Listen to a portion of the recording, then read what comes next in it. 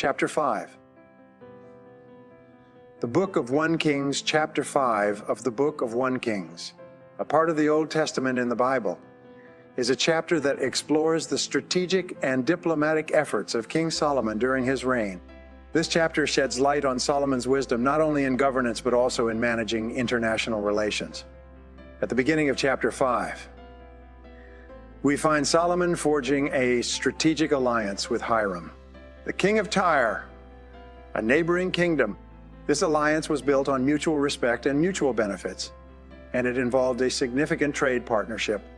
Solomon requested from King Hiram cedar and cypress timber, essential resources for the construction of the first temple in Jerusalem. The chapter vividly describes the logistics and labor involved in gathering these building materials.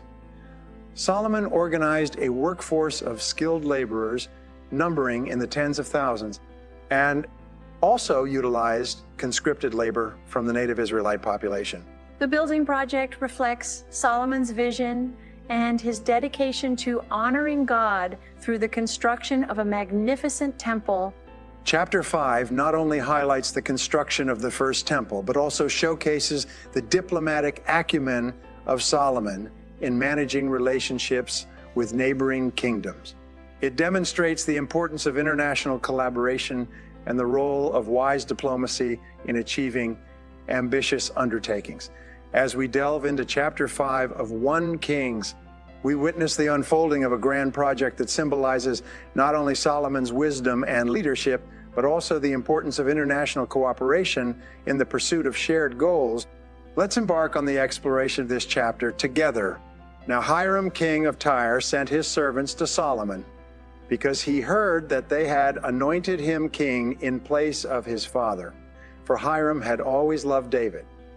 Then Solomon sent to Hiram, saying, "You know how my father David could not build a house for the name of the Lord his God because of the wars which were fought against him on every side, until the Lord put his foes under the soles of his feet. But now the Lord my God has given me rest on every side.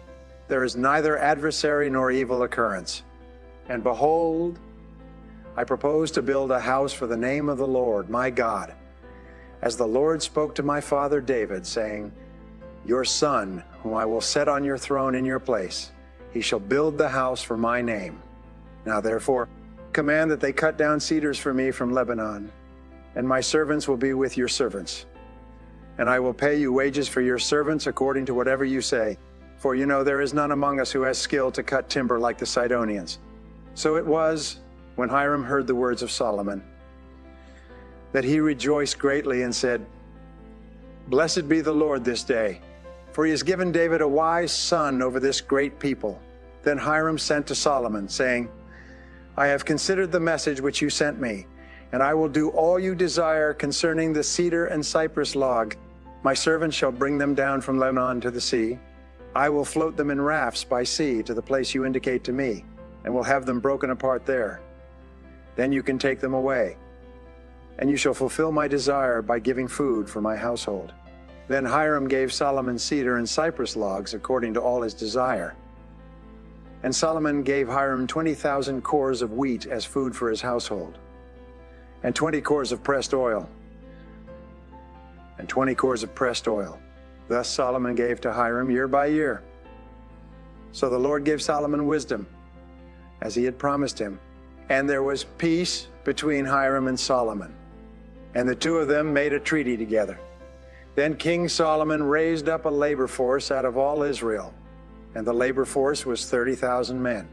And he sent them to Lebanon, 10,000 a month in shifts. They were 1 month in Lebanon and 2 months at home. Adoniram was in charge of the labor force. Solomon had 70,000 who carried burdens, and 80,000 who quarried stone in the mountains, besides 3,300 from the chiefs of Solomon's deputies, who supervised the people who labored in the work. And the king commanded them to quarry large stones, costly stones, and hewn stones, to lay the foundation of the temple. So Solomon's builders, Hiram's builders, and the Gebalites quarried them, and they prepared timber and stones to build the temple